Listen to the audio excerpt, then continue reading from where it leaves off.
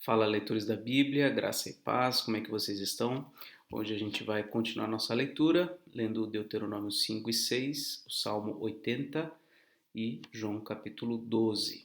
Vamos orar? Senhor, pedimos tua bênção agora nesse momento de leitura da tua palavra. Pedimos que o Senhor ilumine nossa mente, nosso coração e nos transforme segundo o teu querer. Leva, Senhor, as nossas preocupações, nossas ansiedades e temores e nos traz a paz que excede todo entendimento. Guarda o nosso coração, nossa mente em Cristo Jesus. Assim pedimos no nome dele. Amém. Deuteronômio capítulo 5, os 10 mandamentos.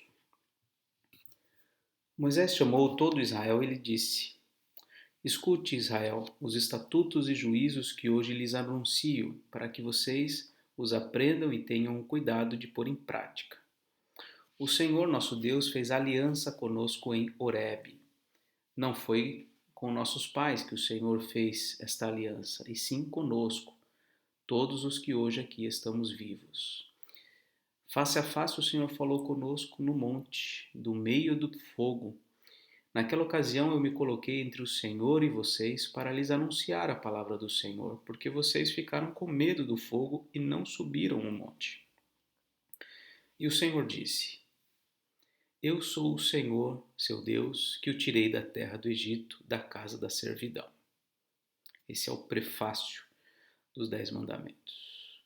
Nesse prefácio, Deus está dizendo: Eu sou o Senhor, teu Deus. Eu sou o Deus de vocês. E eu tirei vocês da servidão, da escravidão no Egito.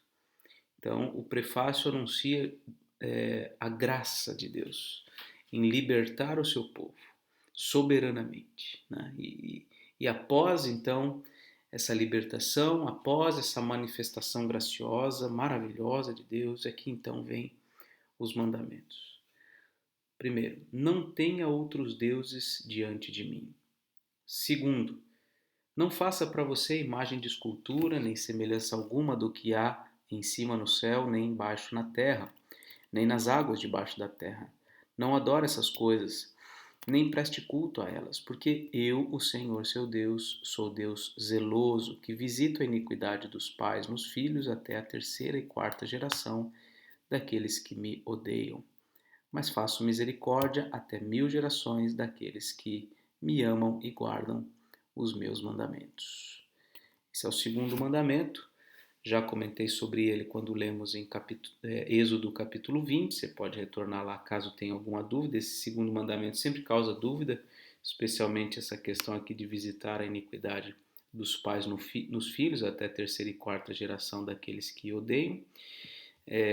Houve pergunta a respeito disso, eu já respondi, inclusive, nos comentários, e recomendo a leitura de Ezequiel, se não me engano, capítulo 28, onde essa questão aqui é tratada de uma forma mais detalhada. Terceiro mandamento: não tome o nome do Senhor, seu Deus, em vão, porque o Senhor não terá por inocente o que tomar o seu nome em vão. Quarto mandamento: guarde o dia do sábado para o santificar, como o Senhor, seu Deus, lhe ordenou. Durante 6 dias você pode trabalhar e fazer toda a sua obra, mas o sétimo dia é o sábado dedicado ao Senhor, seu Deus. Não faça nenhum trabalho nesse dia, nem você, nem o seu filho, nem a sua filha, nem o seu servo, nem a sua serva, nem o seu boi, nem o seu jumento ou qualquer outro dos seus animais, nem o estrangeiro das suas portas para dentro, para que o seu servo e a sua serva descansem como você. Lembre-se de que você foi escravo na terra do Egito e que o Senhor, seu Deus, o tirou de lá com mão poderosa e braço estendido. Por isso, o Senhor, seu Deus, ordenou que você guardasse o dia de sábado. Quinto mandamento: honre o seu pai e a sua mãe, como o Senhor, seu Deus, lhe ordenou, para que você tenha uma longa vida e para que tudo vá bem com você na terra que o Senhor, seu Deus, lhe dá. Sexto mandamento: não mate. Sétimo: não cometa adultério. Não cometa adultério. Oitavo: não furte. Nono: Não dê falso testemunho contra o seu próximo. E 10º mandamento, não cobice a mulher do seu próximo. Não deseje a casa do seu próximo, nem o seu campo, nem o seu servo, nem a sua serva, nem o seu boi, nem o seu jumento, nem coisa alguma que pertença ao seu próximo. Então, estes são os 10 mandamentos. São estas as palavras que o Senhor falou a toda a congregação de vocês junto ao monte. Ele falou do meio do fogo, da nuvem e da escuridão, com voz forte, e nada acrescentou. Ele escreveu essas palavras em 2 tábuas de pedra e as deu para mim. Quando ouviram a voz que vinha do meio das trevas, enquanto o monte estava em chamas, vocês se aproximaram de mim, todos os chefes das tribos e os anciãos, e disseram: Eis que aqui o Senhor nosso Deus nos mostrou a sua glória e a sua grandeza, e ouvimos a sua voz no meio do fogo. Hoje vimos que Deus fala com as pessoas e que elas permanecem vivas. Agora, pois, por que morreríamos? Pois este grande fogo nos consumirá. Se continuarmos a ouvir a voz do Senhor, nosso Deus, morreremos. Afinal, de toda a humanidade, quem é que ouviu a voz de Deus, do Deus vivo, falar do meio do fogo, como nós ouvimos e permaneceu vivo? Aproxime-se você e ouça tudo o que o Senhor nosso Deus disser. Você nos dirá tudo o que o Senhor nosso Deus lhe disser. Nós ouviremos e cumpriremos o que for dito. Então o povo chamou Moisés, os chefes chamaram Moisés, falaram: olha, vai você, ouve o Senhor e vem falar pra gente, porque a gente não vai suportar ouvir isso. Nós vamos morrer se a gente continuar ouvindo isso. Quando o Senhor ouviu o que vocês disseram, quando falava comigo, o Senhor me disse: eu ouvi as palavras que este povo lhe falou, e em tudo eles falaram muito bem. Quem dera que eles sempre tivessem tal coração, e sempre me temessem e guardassem todos os meus mandamentos. Assim tudo iria bem para eles, e para os filhos deles, para sempre.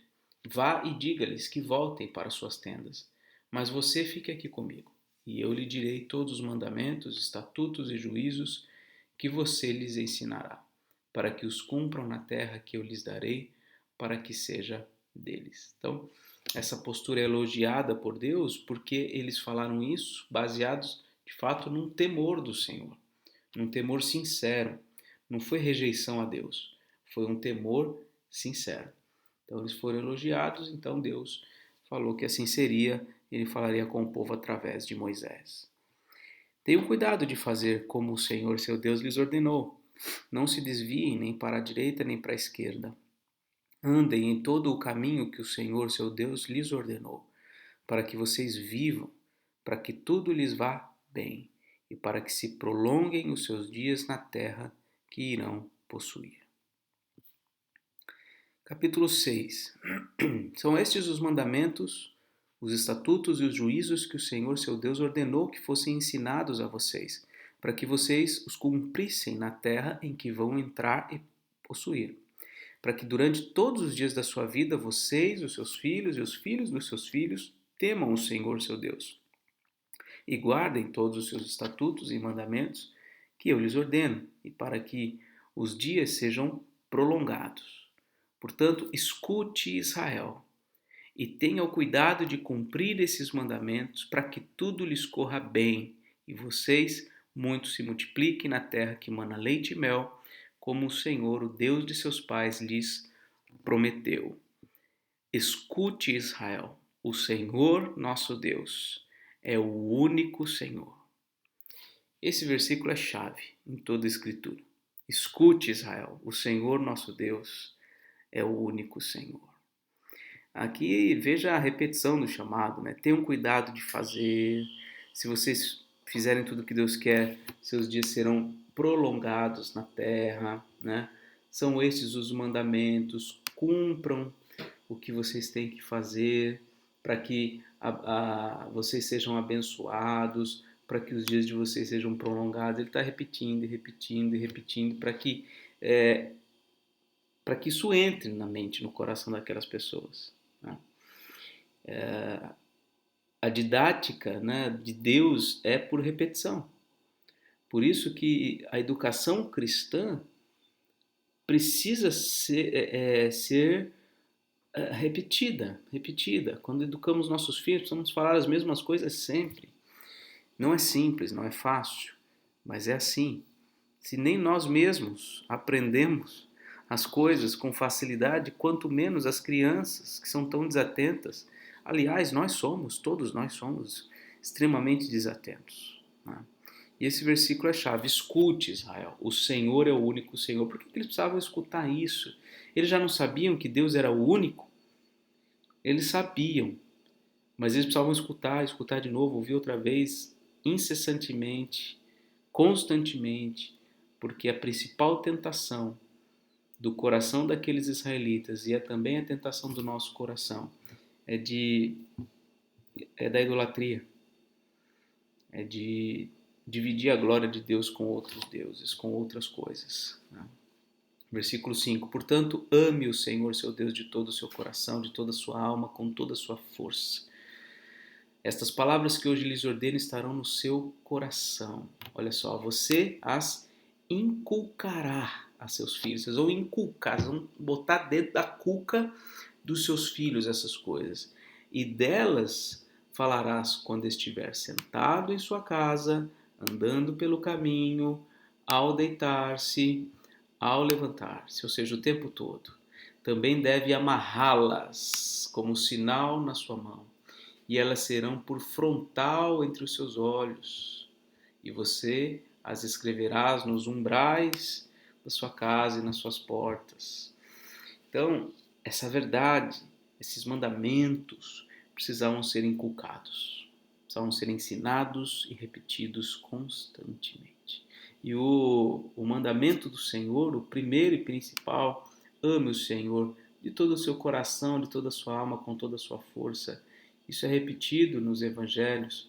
Jesus usa essa palavra, né, esse versículo aqui para resumir os mandamentos de amar a Deus sobre todas as coisas, do primeiro ao quarto mandamento, mandamentos relativos ao nosso relacionamento com Deus, e do quinto ao último mandamento, mandamentos relacionados à nossa relação com o nosso próximo. Então, esse texto aqui é importante. O povo de Deus devia inculcar isso nos seus filhos. Aquele salmo que nós lemos, o salmo de, se não me engano, o 73, né?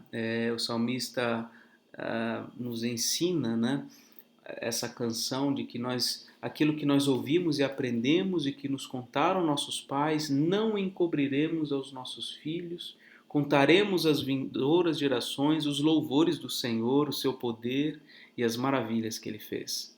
Assim precisa acontecer constantemente.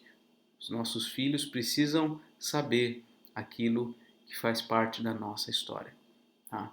Eu sei que tem muitos novos convertidos, muitos que não viveram a vida cristã desde a sua infância. O desafio é ainda maior. Eu entendo isso. Eu entendo que para mim, por exemplo, que nasci num lar cristão e desde o princípio sempre foi muito comum na minha vida a leitura bíblica, a oração, a conversas a respeito das coisas de Deus. Eu sei que para muitos passaram décadas de vida sem qualquer preocupação, então de fato fica mais difícil transmitir aos seus filhos algo que não tem. Então o desafio é muito maior, é muito grande. Então, se você é pai de filhos pequenos e você não teve uma formação cristã, o seu trabalho é dobrado. Você primeiro precisa se abastecer e não pode demorar muito, você já precisa começar a ensinar os seus filhos, né? A Rebeca, hoje, eu estou gravando no domingo, né? Estou até com a camisa de domingo de manhã, mas agora já são 10h30, 11 horas da noite, 10 para as 11 da noite. Mas a Rebeca veio falando comigo da igreja para casa, que ela queria voltar a gravar uns vídeos que a gente gravava quando ela era pequenininha.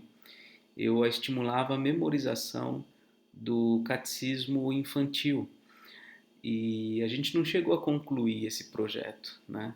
Por diversas razões. As principais razões relacionadas a mim mesmo, a minha falta de perseverança, de paciência. E ela disse que ela gostaria de voltar a gravar, E aí eu propus para ela, olha, a gente pode voltar a gravar, mas a gente precisa, ela própria queria, né? Queria chegar no fim desse projeto. Já que a gente começou, a gente devia terminar. Então eu falei, filha, então vamos fazer o seguinte, nós vamos estudar, vamos memorizar todo o catecismo infantil, e agora você com 10 aninhos, quase 11 aninhos, nós vamos gravar um vídeo com você falando todo ele, do início até o fim. Não importa se o vídeo fica longo, você vai gravar tudo, você vai memorizar tudo. E aí a gente grava e depois a gente pensa num novo projeto. Talvez o breve catecismo, em que as perguntas são um pouquinho maiores, aí a gente vai fazendo paulatinamente. Mas enfim, é, é um trabalho penoso, difícil, dia a dia, ter tempo com os filhos, com as crianças, ensinar a palavra de Deus. É algo que não é simples, não é fácil, é penoso, é difícil mesmo. Eu falho muito nisso, mas é algo que a gente precisa recuperar nas nossas famílias. Se nunca foi feito, precisamos começar a fazer. Se já fizemos e desistimos, precisamos voltar a fazer, porque é algo que o Senhor espera de nós. Que a gente tenha esse compromisso com os nossos filhos, de lhes ensinar os caminhos do Senhor. Quando, pois, o Senhor seu Deus tiver levado vocês para a terra que sob juramento prometeu aos seus pais, Abraão, Isaque e Jacó, que daria a vocês, uma terra com grandes e boas cidades e que vocês não construiriam, com casas cheias de tudo que é bom, que vocês não encheram, com poços abertos que vocês não cavaram, com vinhas e olivais que vocês não plantaram, e quando vocês comerem e se fartarem, tenham o cuidado de não esquecer o Senhor, que os tirou da terra do Egito, da casa da servidão. Vocês vão desfrutar de muitas coisas, mas não esqueçam o Senhor. Temam o Senhor seu Deus, sirvam a Ele e jurem somente pelo nome dele. Não sigam outros deuses, nenhum dos deuses dos povos que estiverem à sua volta, porque o Senhor seu Deus é Deus zeloso no meio de vocês, para que a ira do Senhor seu Deus não se acenda contra vocês e os destrua de sobre a face da terra. Não ponham à prova o Senhor seu Deus, como o fizeram em Massá. Guardem cuidadosamente os mandamentos do Senhor seu Deus e os testemunhos e os seus estatutos que ele lhes ordenou. Façam o que é reto e bom aos olhos do Senhor, para que tudo lhes vá bem e para que vocês entrem e possuam a boa terra que o Senhor, sob juramento, prometeu aos pais de vocês, expulsando todos os inimigos de diante de vocês, como o Senhor prometeu. Quando no futuro os seus filhos perguntarem que significam os testemunhos, estatutos e juízos que o Senhor nosso Deus lhes ordenou, vocês dirão a eles: nós éramos escravos de Faraó no Egito, mas o Senhor nos tirou de lá com mão poderosa. Diante dos nossos olhos, o Senhor fez sinais e maravilhas, grandes e terríveis, contra o Egito e contra Faraó e toda a sua casa. Ele nos tirou do Egito para nos trazer e nos dar a terra que, sob juramento, prometeu aos nossos pais. O Senhor nos ordenou que cumpríssemos todos estes estatutos e temêssemos o Senhor nosso Deus para o nosso perpétuo bem, para nos preservar a vida, como tem feito até hoje. E será justiça para nós quando tivermos cuidado de cumprir todos estes mandamentos diante do Senhor nosso Deus, como ele nos ordenou. Olha o tamanho da resposta que os pais deveriam dar aos filhos quando eles perguntassem qual é o significado da palavra de Deus, dos estatutos, dos mandamentos do Senhor. Eles deveriam responder algo nesse sentido: a gente era escravo, Deus nos libertou de forma, olha, maravilhosa, incrível, e Ele nos ordenou que cumpríssemos a sua palavra para o nosso bem e para o bem de vocês. E aqui terminou o capítulo 6. Agora vamos ao Salmo 80. Ao mestre de canto, segundo a melodia, os lírios, testemunho de Asaf, salmo, oração pela restauração de Israel. Dá ouvidos, ó pastor de Israel, tu que conduzes José como um rebanho, tu que estás entronizado acima dos querubins, mostra o teu esplendor. Diante de Efraim, Benjamim, Manassés, desperta o teu poder e vem salvar-nos. Restaura-nos, ó Deus, faze resplandecer o teu rosto e seremos salvos. Ó Senhor, Deus dos exércitos, até quando estarás indignado contra a oração do teu povo? Para comer, tu lhes deste pão de lágrimas, e para beber, pranto com abundância. Fizeste de nós um motivo de conflito entre os nossos vizinhos, e os nossos inimigos zombam de nós a valer. Restaura-nos, ó Deus dos exércitos, faze resplandecer o teu rosto e seremos salvos. Trouxeste uma videira do Egito, expulsaste as nações e a plantaste. Preparaste-lhe o terreno, ela deitou profundas raízes e encheu a terra. Com a sombra dela, os montes se cobriram e os seus ramos se estenderam por cima dos cedros de Deus. Ela estendeu a sua ramagem até ao mar e os seus rebanhos até ao rio. Porque derrubaste as cercas que havia em volta dela, deixando que todos os que passam pelo caminho arranquem as suas uvas. O javali da selva a devasta, e os animais do campo se alimentam dela. O Senhor dos exércitos, ó Senhor dos exércitos, volta-te, nós te rogamos. Olha do céu, vê e visita esta vinha. Protege o que a tua mão direita plantou, o ramo que para ti fortaleceste. Foi cortada, foi queimada. Pereçam os nossos inimigos pela repreensão do teu rosto. Seja a tua mão sobre aquele que escolheste, sobre o filho do homem que fortaleceste para ti. E assim não nos afastaremos de ti. Vivifica-nos e invocaremos o teu nome. Restaura-nos, ó Senhor, Deus dos exércitos, faze resplandecer o teu rosto e seremos salvos.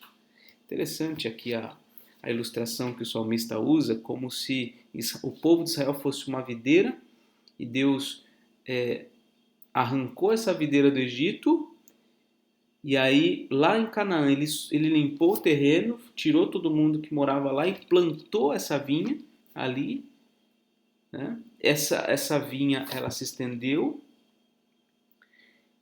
essa videira, né, se estendeu, se espalhou, mas aí, em dado momento Deus fez com que os vizinhos pisassem sobre ela e devastassem ela.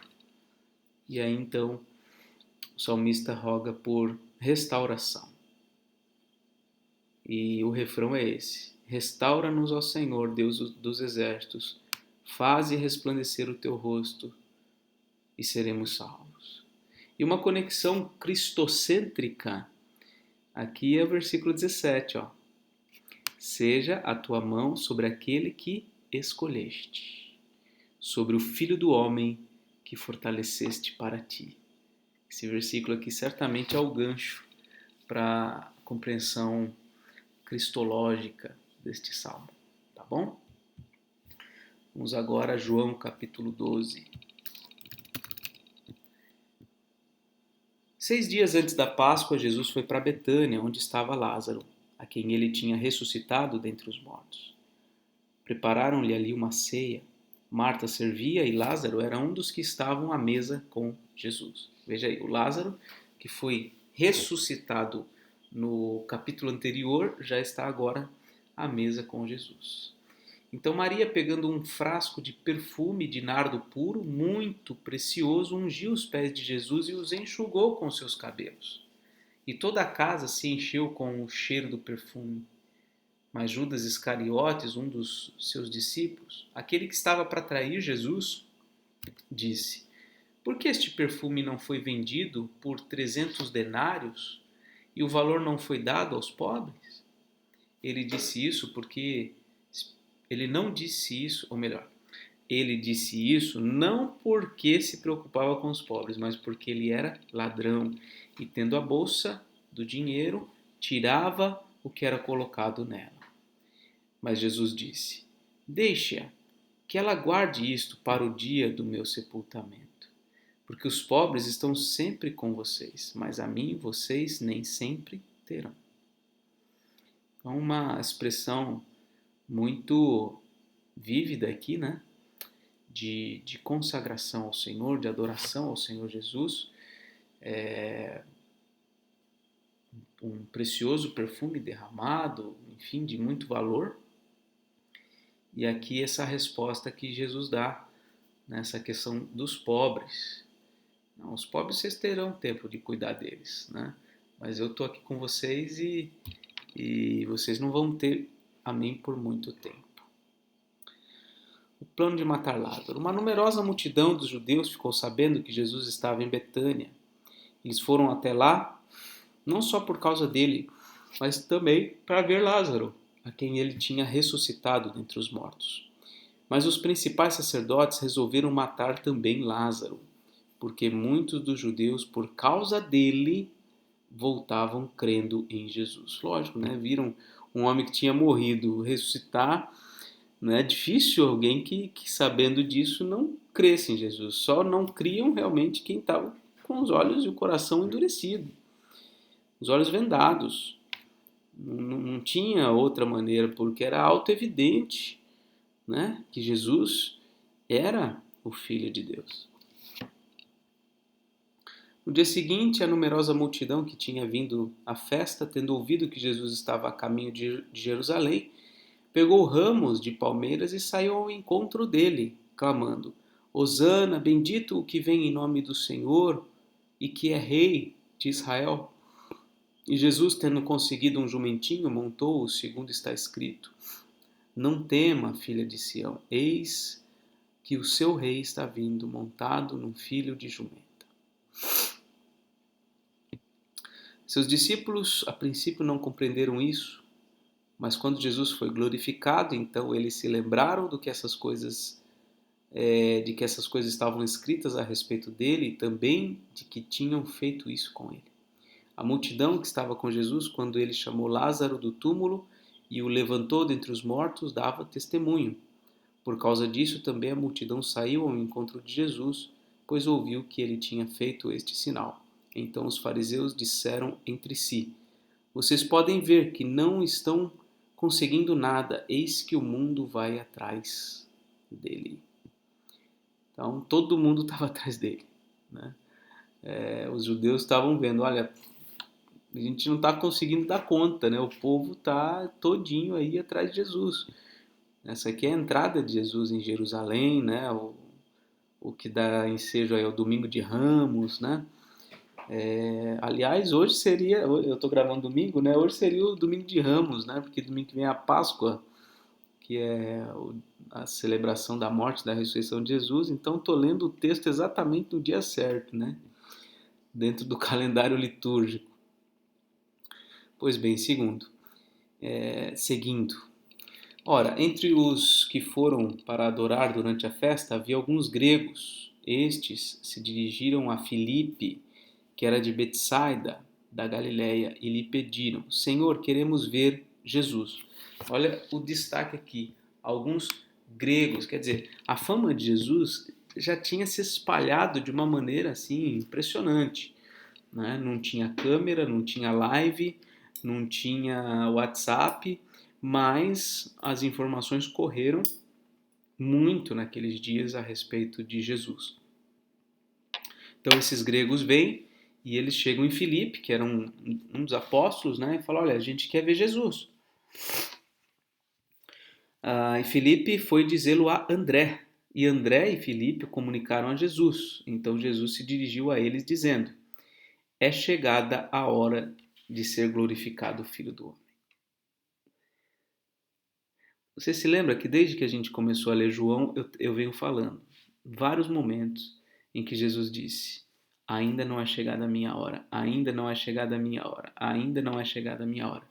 E agora é a primeira vez que Jesus diz: é chegada a hora de ser glorificado o Filho do Homem. Logo depois de alguns gregos se interessarem por conhecer Jesus. Que história maravilhosa, que livro incrível, né? Que obra maravilhosa que Deus criou. Falta até palavras para a gente expressar. Jesus estava ministrando a palavra, realizando sinais, pouco a pouco. A sua vida, o seu ministério ganhou notoriedade, a ponto dele não conseguir mais pregar nas sinagogas, ter que pregar ao ar livre, ter que se afastar do barquinho para poder falar com a multidão. Ele entrando em Jerusalém aqui, um mar de gente aclamando ele, até que vem gente de fora, gente de outro canto. Quem é Jesus? A gente quer ver Jesus. Aí ele fala, agora é a hora. Agora é a hora de ser glorificado o Filho do Homem. E ele diz, versículo 24, olha só, ele está dizendo diante da vinda desses gregos. Em verdade lhes digo, se o grão de trigo caindo em terra não morrer, se ele cair na terra e ele não morrer, ele fica só. Mas se morrer, produz muito fruto. Quem ama a sua vida, perdê-la-á. Mas aquele que odeia a sua vida neste mundo, irá preservá-la para a vida eterna. Se alguém me serve, siga-me. E onde eu estou, ali estará também o meu servo. E se alguém me servir, meu Pai o honrará. E ele segue dizendo, agora minha alma está angustiada. E o que direi? Pai, salva-me desta hora? Não, pois foi precisamente com este propósito que eu vim para esta hora. Pai, glorifica o teu nome. Então veio uma voz do céu. Eu já o glorifiquei e ainda o glorificarei. A multidão que ali estava e que ouviu aquela voz, dizia ter havido um trovão. Outros diziam, foi um anjo que falou. Então Jesus explicou, não foi por minha causa que veio essa voz, e sim por causa de vocês. Chegou o momento de este mundo ser julgado. E agora o seu príncipe será expulso. E eu, quando for levantado da terra, atrairei todos a mim. Ele dizia isto significando com que tipo de morte estava para morrer. A multidão disse, nós ouvimos da lei que o Cristo permanece para sempre. Como então você diz que é necessário que o Filho do Homem seja levantado? Quem é esse Filho do Homem? Jesus respondeu, ainda por um pouco a luz está com vocês. Andem enquanto vocês têm a luz, para que não sejam surpreendidos pelas trevas. E quem anda nas trevas não sabe para onde vai. Enquanto vocês têm a luz, creiam na luz para que se tornem filhos da luz. No momento de maior popularidade, no momento em que gente de fora está vindo querer conhecer Jesus, ele diz, agora é a hora. Agora é a hora de morrer. De fato, o grão de trigo, ele precisa deixar de ser um grão de trigo, para que então vire um, sei lá como é que chama, um pé de trigo, né? Para que possa dar frutos. Ele fala da necessidade da morte dele, né? Ele está angustiado, mas vem essa voz do céu para confirmar, não para ele especificamente, mas para as pessoas, né, de que chegou aquele momento em que ele seria glorificado. Veja que Jesus não se importa tanto assim em responder todos os detalhes, né? Tem tanta gente às vezes que chega à igreja, chega na gente, pastor e tal, sabe que é pastor, às vezes começa, né? Um monte de pergunta. Nada contra as perguntas, né? Mas às vezes há no coração das pessoas o desejo de entender minuciosamente os detalhes, as vírgulas e tudo mais. É interessante que Jesus ele deixa um monte de pontas soltas. Não que a gente deva fazer isso intencionalmente, acho que a gente tem que estar disposto a responder mesmo. Mas Jesus deixa um monte de pontas soltas aqui, porque é o Espírito quem vai ministrar o coração daquelas pessoas, né? Por exemplo, aqui, o que aconteceu com esses gregos? Jesus ignorou eles? Não, Jesus não ignorou eles. Jesus estava falando, inclusive, com eles, muito provavelmente. Né? Eles estavam ali ouvindo o que Jesus estava dizendo. Né? Então, eles estavam ali vendo Jesus, ouvindo Jesus. E outra questão aqui, né? As pessoas perguntam para ele aqui, né? Como assim? A gente sabe que o Cristo vai permanecer para sempre. Vai ser eterno. Tá lá no Salmo, tá lá em Isaías, tá lá em Ezequiel, tá lá em Daniel. Como assim você vai morrer? E a resposta de Jesus é: olha, a luz está com vocês. Andem enquanto tem luz, para que vocês não sejam surpreendidos pelas trevas. Quem anda nas trevas não sabe para onde vai, enquanto vocês têm a luz, creiam na luz, para que se tornem filhos da luz. Então, quer dizer, fica ainda uma coisa em suspenso, uma coisa ainda meio misteriosa, né? Então, não adianta a gente querer responder sabe, com precisão e exatidão algumas coisas, porque veja que aqui o interesse de Jesus é outro. Ele não quer responder ali a lógica, ele não quer atender a uma demanda intelectual, uma pergunta existencial. Ele está se revelando simplesmente: eu sou a luz. Eu tenho que morrer, eu sou o Cristo, eu sou o Filho do Homem e eu tenho que morrer, essa é a minha missão. E a minha morte é a minha glória. Eu serei glorificado. Chegou a hora de ser glorificado, o Filho do Homem. A minha morte é a minha glória e o mundo está sendo julgado e o príncipe está sendo expulso. É isso que vocês precisam crer e entender. Não fiquem assim tão preocupados com as firulas teológicas, mas entendam isso. Eu sou o Cristo e preciso morrer, preciso ser levantado para atrair as pessoas a mim. É a loucura da pregação, é a loucura da cruz. Esse é o Evangelho. Não adianta a gente querer convencer as pessoas para que elas se convertam. Não. As pessoas não serão convertidas após serem convencidas pelos nossos argumentos. Elas serão primeiro convertidas pelo Espírito Santo para depois, talvez, aceitar alguma argumentação. Então é importante que a nossa apologética, a nossa defesa da fé precisa ser diferente. Mais do que respostas lógicas, as pessoas precisam ver Jesus, que é o que esses gregos quiseram fazer. Só que a gente vive de uma maneira que não atrai as pessoas a verem Jesus. Precisamos começar a viver. Nossa vida precisa ser uma apologética. A gente precisa viver de modo que as pessoas se interessem por conhecer Jesus por nosso intermédio. Então, a gente não precisa satisfazer a dúvidas, a questões racionais que as pessoas nos trazem. Isso pode ter alguma serventia, Deus pode usar todo o caminho para converter o coração, mas mais do que qualquer coisa, as pessoas precisam ser convencidas por Deus, pelo Espírito Santo, a partir do que elas veem, a partir do que elas veem.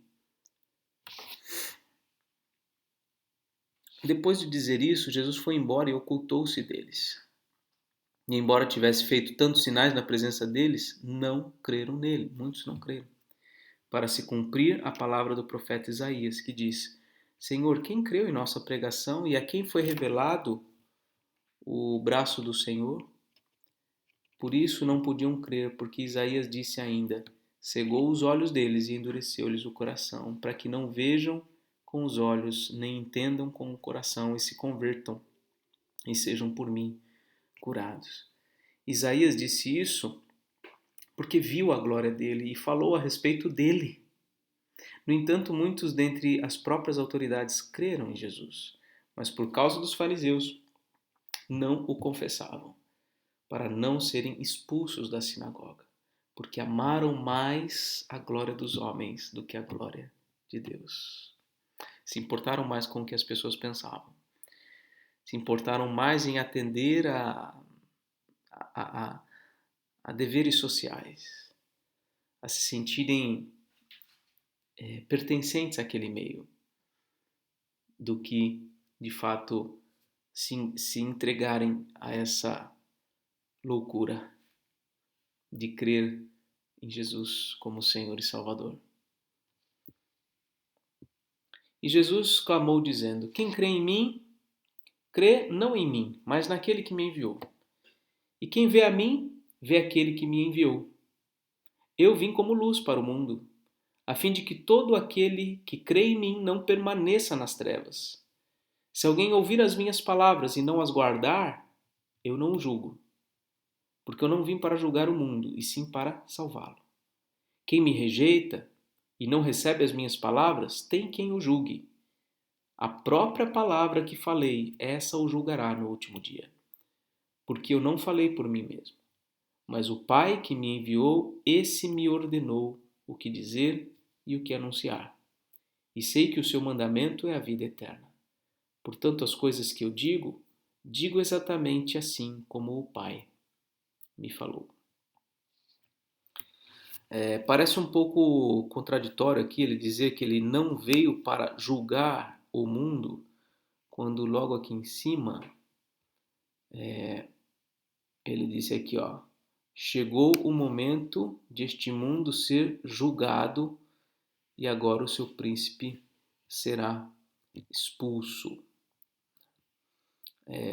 O contexto da crucificação é um contexto de julgamento, né? É um contexto de julgamento, mas ele diz aqui que haveria um juízo a ser realizado no último dia. Ó. Quem me rejeita não recebe as minhas palavras, e não recebe as minhas palavras, tem quem o julgue. A própria palavra que falei, essa o julgará no último dia. Lá em capítulo 3, versículo, 30 e pouco, lá é dito também que eu não vim para julgar o mundo, mas para salvar o mundo, né? Então, esse é um conceito também teológico que mereceria aí um pouco mais de atenção para a gente compreender, tá? Essa questão do julgamento. Que julgamento é esse? Do que ele está falando? Né? Quem é o mundo que está sendo julgado aqui? Tá? Enfim. Então, muitas reflexões aqui importantes. Não dá para fazer uma pregação extensiva sobre tudo isso, né? A exegese de todos esses textos aqui eu não faço antecipadamente.